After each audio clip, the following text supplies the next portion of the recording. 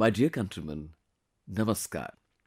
This is the first Mann Ki Baat of 2023, and along with it, it is also the 97th episode of the program. It gives me great pleasure to interact with all of you once again. Every year, the month of January is quite eventful. This month, around the 14th of January, the glitter of festivals abound across the country from north to south and from east to west. After this, the country also celebrates her Republic Day. This time also, many aspects of the Republic Day celebrations are being praised a lot. Pulkit from Jaisalmer writes to me that it was great to see the workers who built the Kartavya Path during the 26th January parade. Jaya from Kanpur writes that she enjoyed seeing different aspects of Indian culture in the tableaus included in the parade. Women camel riders and the women contingent of CRPF who took part in this parade for the first time are also being highly appreciated. Friends, Vatsalji from Dehradun has written to me that I always wait for the 25th of January because the Padma Awards are announced that day. And in a way, the evening of the 25th itself raises my enthusiasm for the 26th of January. Many people have also shared their feelings about the People's Padma to those who have achieved through their dedication and service at the grassroots level. This time, there has been a good representation of the tribal community and people associated with tribal life among the Padma awardees. Tribal life is different from the hustle and bustle of the cities. Its challenges are also different. Despite this, tribal societies are always ready to preserve their traditions. Efforts are also made to preserve and research aspects related to tribal communities. Similarly, many great personalities who have worked on tribal languages like Toto, Ho, Kui, Kuvi and Manda have received Padma Awards. It is a matter of pride for all of us. Dhani Ram Toto, Janum Singh Soy and B. Ramakrishna Reddy ji, the whole country has become familiar with them now. People working with tribals like Siddhi, Jarva and Onge have also been honoured this time, such as Hirabai Lobi, Ratan Chandra Kar and Ishwar Chandra Varma ji. Tribal communities have been an integral part of our land, our heritage. Their contribution in the development of the country and society is very important. Honouring the personalities who worked for them will also inspire the new generation. This year, the echoes of the Padma Awards are being heard even in those areas which used to be Naxal affected. Due to their efforts, those who show the right path to the misguided youth in Naxalite affected areas have been honoured with Padma Awards. For this, Ajay Kumar Mandavi, who does wood carving in Kanker, and Parshuram Komaji Khune, associated with the famous Jhadipatti Rangabhumi of Gadchiroli, have also received this honour. Similarly, Ramkoi Wangbe Niume, Bikram Bahadur Jamatia and Karma Wangchu, who are involved in the preservation of their culture in the northeast, have also been honoured. Friends, there are many people who have enriched the world of music among those who have been honoured with the Padma Awards this time. Who doesn't like music? Everyone's choice of music may be different, but music is a part of everyone's life. This time among the Padma awardees are those people who have expertise in spreading the melody of our traditional musical instruments like santoor, bamhum, dwitara, Ghulam Muhammad Zaz, Moa Supang, Ri Singhbor Kurkalong, Muni Venkatappa, and Mangal Kanti Rai are just a few of the names that are being discussed all around. Friends, many Padma awardees are those friends among us who always keep the country paramount, dedicating their lives to the principle of nation first. They remain engaged in their work with devotion and never expect any reward for it. The satisfaction on the face of those for whom they are working is the biggest award for them. The pride of our countrymen has risen by honoring such dedicated people.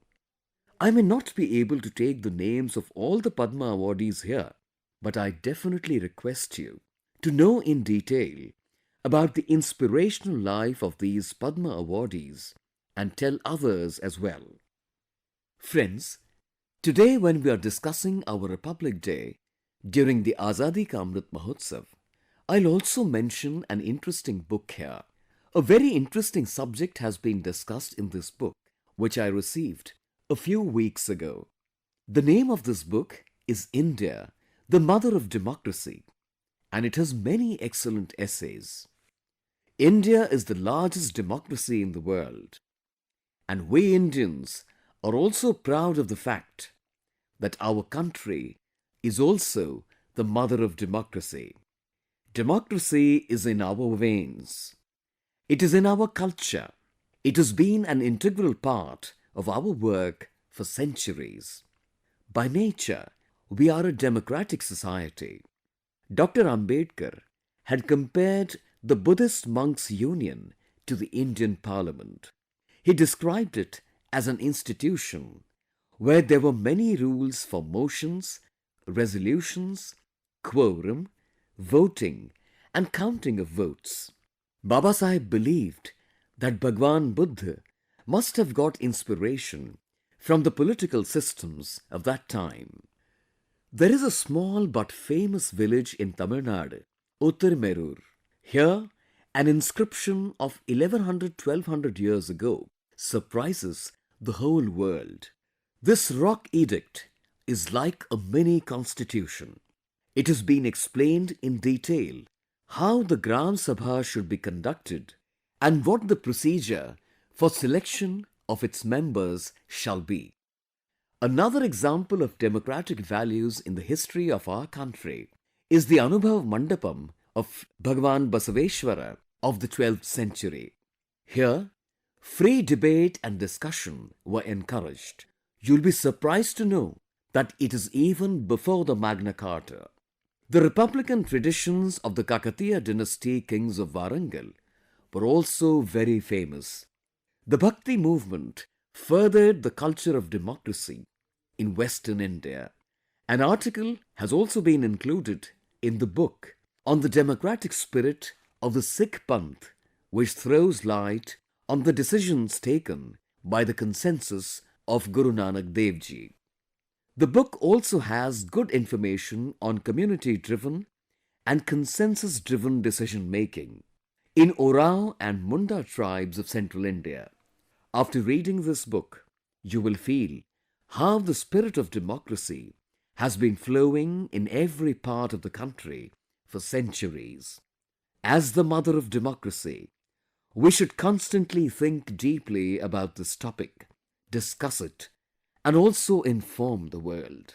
This will further strengthen the spirit of democracy in the country. My dear countrymen, if I ask you what is common between Yoga Day and our different types of coarse grains, millets, then you might think, what is this comparison? If I say that both have a lot in common, you'll be surprised. In fact, the United Nations has taken the decision of both International Yoga Day and International Year of Millets after India's proposal. Secondly, yoga is also related to health, and millets also play an important role in health. The third thing is more important. A revolution is on the way because of public participation in both campaigns. Just as people have made yoga and fitness a part of their lives, by taking active participation on a large scale. Similarly, people are adopting millets on a large scale. People are now making millets a part of their diet. A huge impact of this change is also visible. On the one hand, the small farmers who traditionally used to produce millets are very excited. They're very happy that the world has now started understanding the importance of millets. On the other hand, FPOs and entrepreneurs have started efforts to market millets and make them available to people. A resident of Nandyal district of Andhra Pradesh, KV Ramasubba Reddy ji, left a well-paying job for the sake of millets. The taste of millets made by his mother's hands was such that he started a millet processing unit in his village. Subba Reddy ji also explains the benefits of millets to the people and also makes it easily available. Sharmila Oswal, a resident of Kannad village near Alibag in Maharashtra, has been contributing in a unique way in the production of millets for the last 20 years. She is imparting training in smart agriculture to farmers. Her efforts have not only increased the yield of millets, but also increased the income of the farmers. If you get a chance to visit Raigad in Chhattisgarh, you must visit the Millets Cafe here. Items like chila, dosa, momos, pizza and Manchurian are becoming very popular in this Millets Cafe, which started a few months back. May I ask you one more thing? You must have heard the word entrepreneur. But have you heard milletpreneurs? Milletpreneurs of Odisha are in the limelight these days. A self-help group of about 1500 women of the tribal district Sundargarh is associated with the Odisha Millets Mission. Here, women are making everything from millets to cookies, rasgulla, gulab jamun and even cakes. Due to their great demand in the market, the income of the women is also increasing. The Aland Bhutai Millets Farmers Producer Company started work last year under the supervision of the Indian Institute of Millets Research in Kalaburgi, Karnataka. People are liking the khakra, biscuits and laddus here. In Karnataka's Bidar district, women associated with the Hulsoor Millet Producer Company are cultivating millets as well as preparing their flour. Through this, their earnings have also increased a lot. Farmers from 12 states have joined the FPO of Chhattisgarh's Sandeep Sharma, who is associated with natural farming. This FPO of Bilaspur is making 8 types of millets flour and their dishes. Friends, today the G20 summit events are going on in every corner of India, and I'm happy that in every corner of the country, wherever the G20 summit is being held, nutritious and tasty dishes made from millets are included in it. Dishes like bajra khichdi, poha, kheer and roti, as well as ragi-based payasam, puri and dosa are also served here. Health drinks, cereals and noodles made from millets were showcased in the millets exhibitions at all G20 venues. Indian missions around the world are also making a lot of efforts to increase their popularity. You can imagine that this effort of the country and the increasing demand of millets in the world is going to give strength to our small farmers. It gives me joy to see that the variety of new things that have started being made from millets today is being liked equally by the young generation. I also congratulate the listeners of Mann Ki Baat for such a wonderful start to the International Year of Millets and for relentlessly taking it forward. My dear countrymen, what comes to your mind when someone talks about the tourist hub Goa? Naturally, As soon as the name of Goa is referred to, first of all, the beautiful coastline, beaches, and favorite food items come to mind. But something happened in Goa this month, which is in the headlines. Today in Mann Ki Baat, I want to share this with all of you. This event happened in Goa, the Purple Fest. This fest was organized in Panji from the 6th to the 8th of January. This was a unique effort in itself for the welfare of the Divyangs. How big an occasion the Purple Fest was, you can all guess from the fact that more than 50,000 brothers and sisters of ours participated in it. The people who came here were thrilled about the fact that they could now enjoy the Miramar beach to the fullest. In fact, Miramar beach has become one of the accessible beaches of Goa for our Divyang brothers and sisters. Along with a cricket tournament, table tennis tournament, marathon competition, a deaf-blind convention was also organized here. Apart from the unique bird-watching program, a film was also shown here. Special arrangements were made for this so that all our Divyang brothers and sisters and children could enjoy it to the fullest. One special thing about the Purple Fest was the participation of the private sector of the country in it. Products which are Divyang friendly were showcased on their behalf. Many efforts were seen in this fest to raise awareness about the welfare of the Divyangs. For making the Purple Fest a success, I congratulate all the people who participated in it. Along with this, I also congratulate those volunteers who came together to work day and night to organize this. I have full faith that such campaigns will prove to be very effective in realizing our vision of accessible India. My dear countrymen, now in Mann Ki Baat, I will talk on a topic in which you will feel joy and pride and your mind will say, "Wow, what a joy." One of the oldest science institutions in the country, the Indian Institute of Science, Bangalore, that is, IISC, is presenting a wonderful example. In Mann Ki Baat, I've discussed earlier how the two great personalities of India, Jamsetji Tata and Swami Vivekanand, have been the inspiration behind the establishment of this institution. And a matter of joy and pride for us is that in the year 2022, there have been a total of 145 patents in the name of this institute. This means 2 patents every 5 days. This record is amazing in itself. I would also like to congratulate the team of IISC for this success.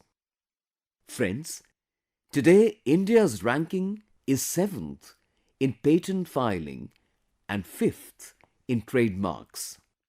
Talking about patents only, there has been an increase of about 50% in the last 5 years. In the Global Innovation Index too, India's ranking has improved tremendously and now it has reached 40th position, while in 2015, India was behind even the 80th position in the Global Innovation Index. I want to tell you one more interesting thing. For the first time in the last 11 years in India, the number of domestic patent filing was seen more than foreign filing. It also shows the growing scientific prowess of India. Friends, we all know that knowledge is paramount in the global economy of the 21st century. I believe that the dream of India's decade will definitely be fulfilled on the strength of our innovators and their patents. With this, we all will be able to take full advantage of world-class technology and products prepared in our own country. My dear countrymen, I saw a post on Namo app by engineer Vijayji from Telangana. In this, Vijayji has written about e-waste. Vijayji requests that I discuss this in Mann Ki Baat. Earlier too, in this program, we have talked about waste to wealth, that is, kachre se kanchan.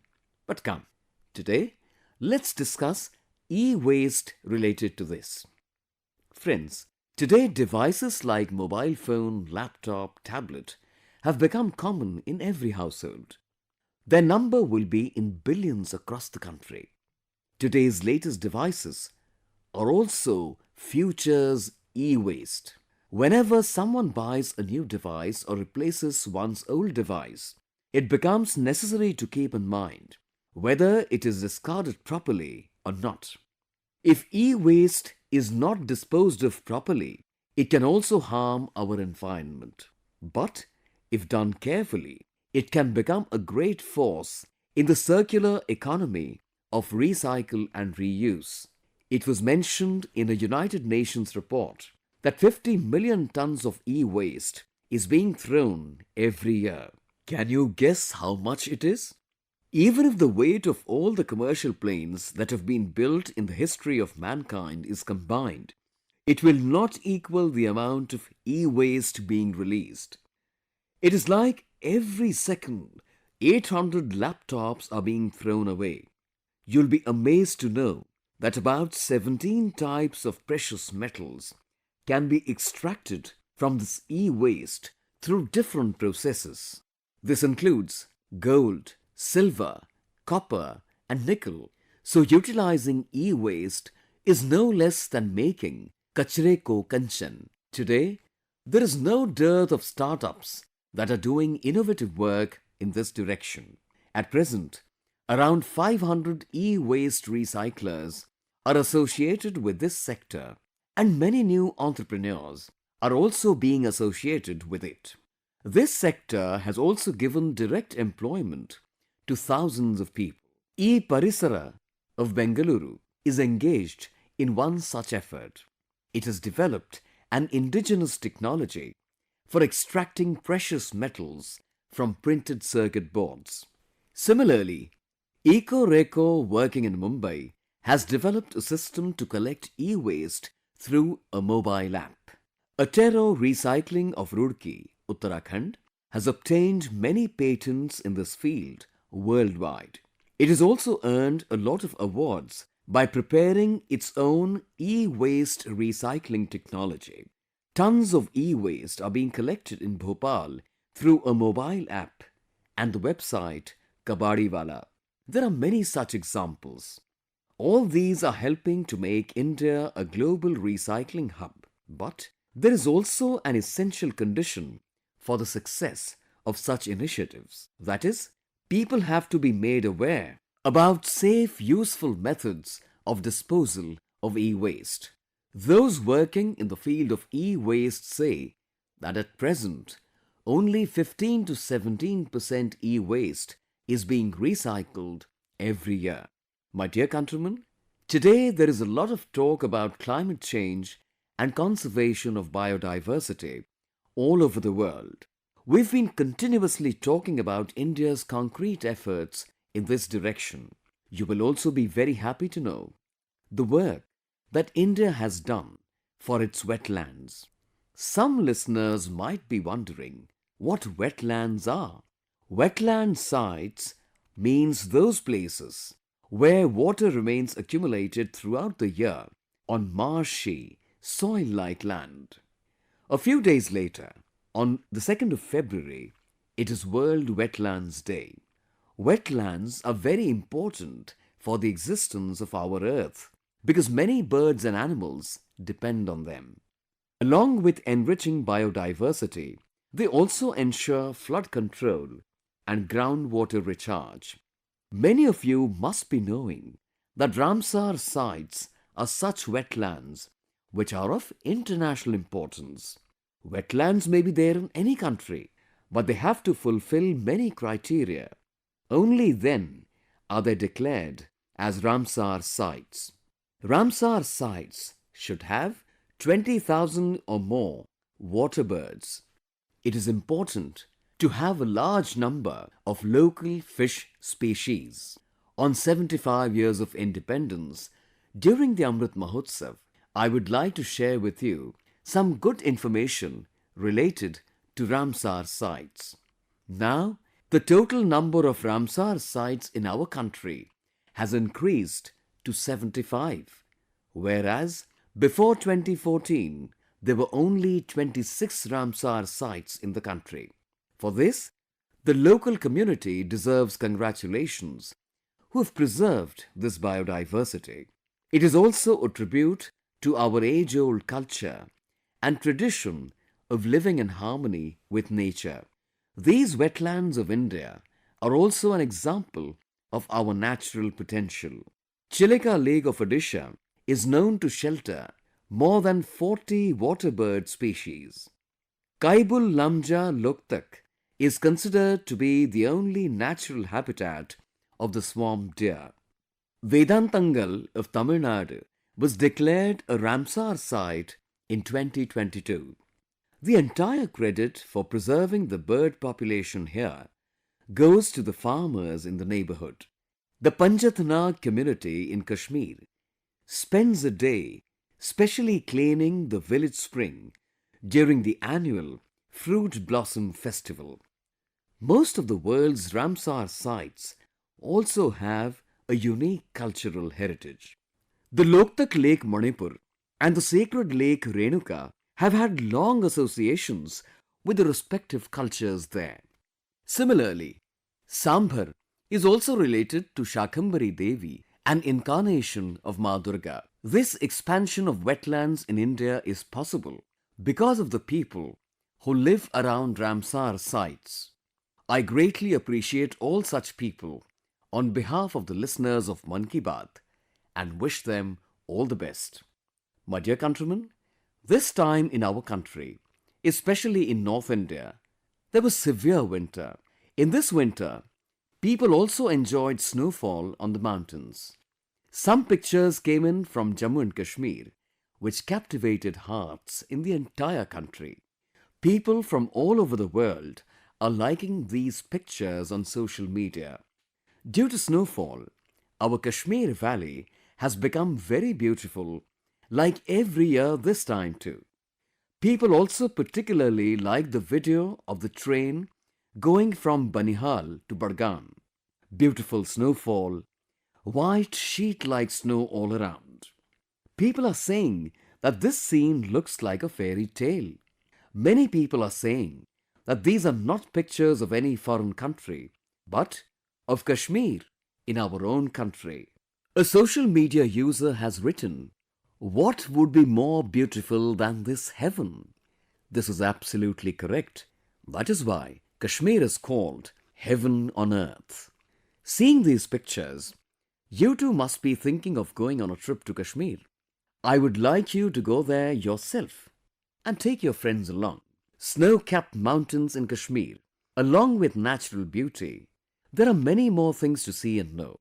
For example, winter games were organized in Syedabad, Kashmir. The theme of these games was snow cricket. You might be thinking that snow cricket would be a very exciting game, and you are absolutely right. Kashmiri youth make cricket even more amazing in the snow. Through this, there is also a search for young players in Kashmir who will later play as Team India. In a way, this is also an extension of the Khelo India movement. In Kashmir, there is a lot of enthusiasm among the youth regarding sports. In the coming times, many of these youth will win medals for the country and will wave the tricolour. I would suggest that the next time you plan a trip to Kashmir, take out time to visit such events. These experiences will make your trip even more memorable. My dear countrymen, our efforts to strengthen our republic should go on relentlessly. The republic becomes strong by public participation, by everyone's effort, by performing one's duties towards the country. And I'm satisfied that our Mann Ki Baat is the emphatic voice of such dutiful fighters. We'll meet again next time with interesting and inspiring stories of such dedicated people. Thank you very much.